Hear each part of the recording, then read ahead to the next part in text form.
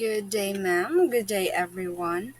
Now, we will be tackling Julia Kristeva's theory of marginality, subversion, and dissidence. And this talks about how women are marginalized or how they struggled in a society that is centered on the patriarchal system. Before that, let us first define what feminism is. Now, this is an interdisciplinary approach to issues of equality and equity based on gender, gender expression, gender identity, sex, and sexuality as understood through social theories and political activism.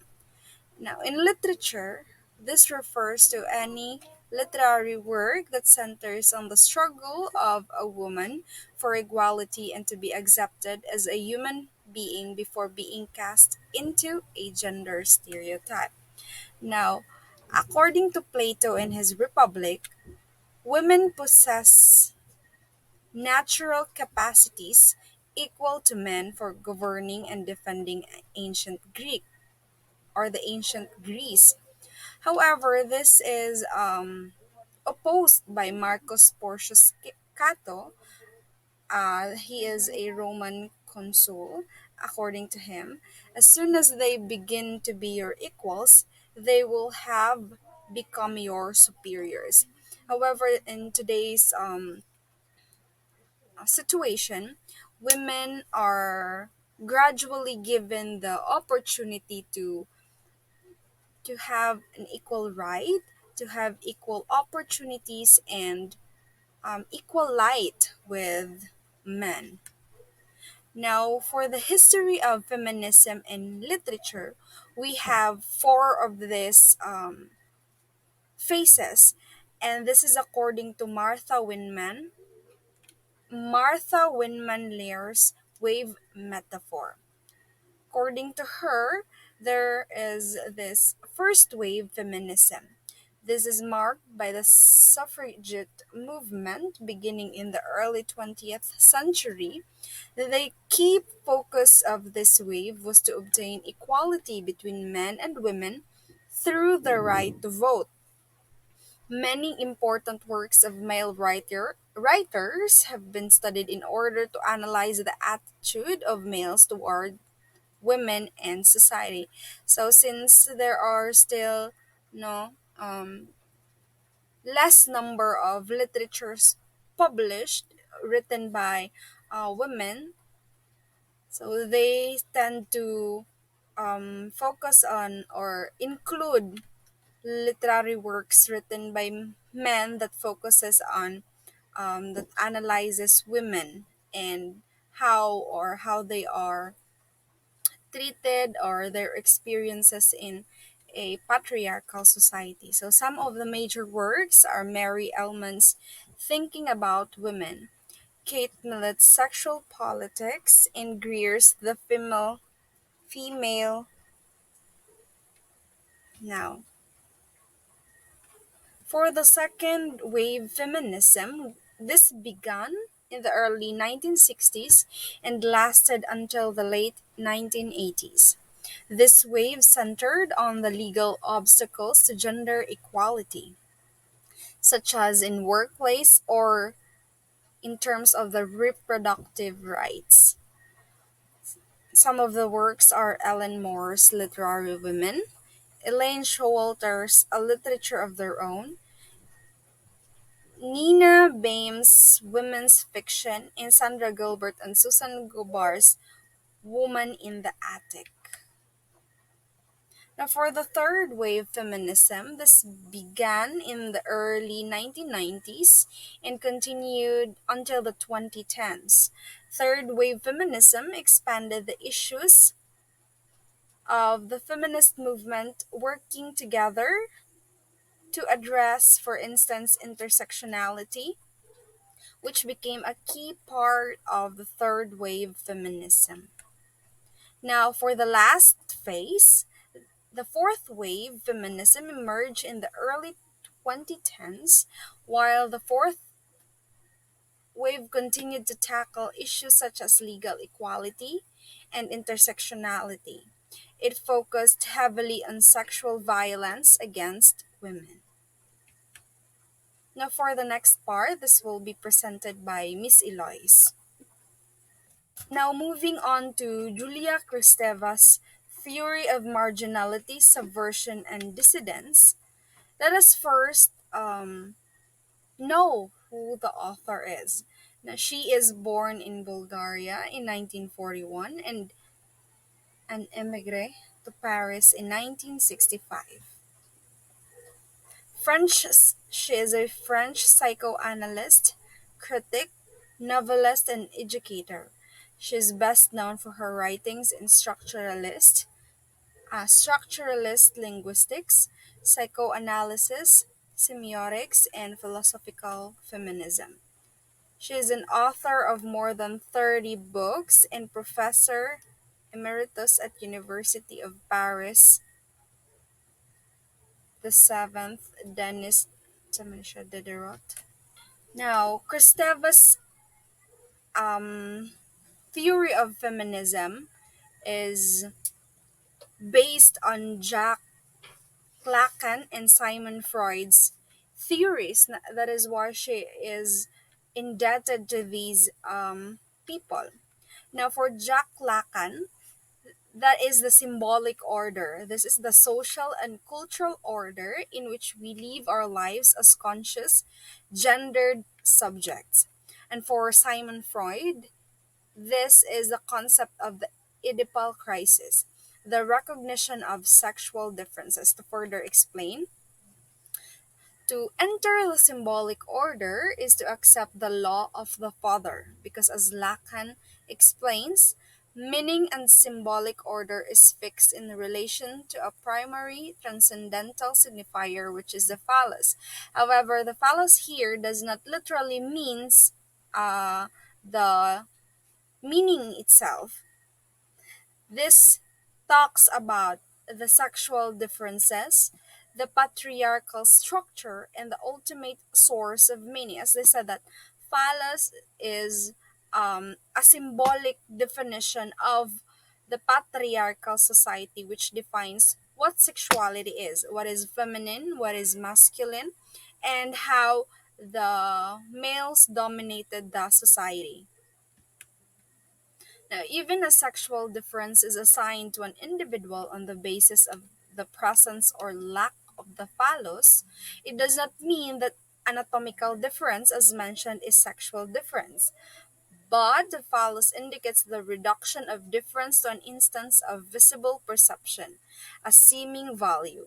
No, the phallus here is a visual representation of power and control of the symbolic order. As we talked about, the symbolic order talks about the social status where patriarchal system is in dominance. Now, women who lack the penis have no position in the symbolic order, except in relation to men. As what? As mothers, daughters, and wives. Because of phallocentric and patriarchal nature of the symbolic order, women are repressed and not allowed access to language. Lacan is the basis of Kristeva's theory or signifying practice or significance, which emphasizes the disruptive and potentially revolutionary force for the subjectivity of the marginal and repressed aspect of the language. Now, Kristeva acknowledges that women are repressed in a patriarchal society. Her emphasis is on feminine and masculine modes of language rather than on femaleness and maleness. For Kristeva, there is no essential repressed womanhood, but certain modes of significance cannot be contained in the symbolic order. That is why, as discussed now, Kristeva is looking for the dissidents, or how women are trying, as well as the dissidents, how women wanted to um, cut the chain of the patriarchal society, how they repressed women's rights. Now, Kristeva here put an what do we call this? A portrayal na lang, no? A portrayal of her theory. We have here the phallic symbolic order and the semiotic or chora, the chaos. Now, the phallic symbolic order, this talks about the influence by the society and the language. And for the semiotic chora, this talks about the pre-Oedipal and pre-linguistic state. So here, no, the child do not have this notion what is male or what is female, but during the the second concept here, no, because of the culture, the society, the demands of the system, the child, or let's say the women, is given the meaning of what is a socially constructed definition or role of a woman. Now, for the application of Julia Kristeva's theory of marginality, subversion, and dissidence, we have to use this lens on Mabanglo's Liham ni Pinay mula sa Singapore. Now, let me read to you the poem. Sugatan ang ngiti ko ng lisanin kayo. Malagim ang kahapon at malabo ang bukas. Ngunit kailangang ipakipagsapalaran kahit ang mga payak ninyong halik at yakap. Malinaw na malinaw sa pananda. Ang paglalim ng pilheges sa noo ni ama, ang naminta ng luha sa mata ni ina. Ikinubli lamang ng mga pisil sa palad at niligis na wala ng bangong bulaklak. Bumubuntot ang mga bilin at tawag sa papalayong hakbang ng panganay na anak. Umalis akong may dawag ng takot, hatid ng dalit at walang pangalang pagod. Lumulusot ang kirot sa nakabihis na tapang, ngunit kailangang makawala sa gapos ng utang. Umalis akong may udyok ng pangarap, makauwi sa galak, umahon sa hirap, bugnot na palibhasa sa galunggong at kanin, at palad na meryendang kamot at saging. Pangarap ko ring maging may bahay ng isang ginoong gwapo't ginagalang. Maligo sa pabango kung Sabado at Linggo at mamasyal sa parke ng walang agam-agam. Lumipad nga ako't dito na sadlak. Nagsusulsi ngayon ng sunog na pakpak. Sa among banyaga pagkatao'y itinakwil. Ipinahamig na ganap sa madlang hilahil. Nakaniig ko rin ang tunay na hirap. Sa isang gusaling may 20 palapag, utusan, yaya, kusinera at labandera. Sakop kong trabaho'y lahat-lahat na. 16 na oras na walang tawad. Ang kayod ko rito sa maghapong singkad. Kaninong mata ang di mababasag? Kaninong dila ang di magliliyab? Mabuti nga't may nalabing panahon sa pagtulog. Sa altar ng pangarap may maidudulog. Mabuti na ito, kayo rin ang may sabi. Magpaalila man ako'y may maisusubi. Inilalakip ko rito ang kaunting halaga, pag-initin agad sa pagas na bulsa. Kalimutan muna ang nasayang sinimpan, pag-asuhing madali ang palayok at kalan. Samantala'y ipagdasal ng taos at taimtim. Matagalan ko ang hirap at saklot na ng panimdim.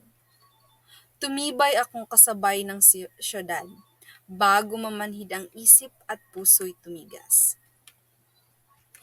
Now, using the lens of Kristeva's theory of marginality, subversion, and dissidence, now let us first have the concept of the symbolic order or the marginality, how women are oppressed by the phallocentric society.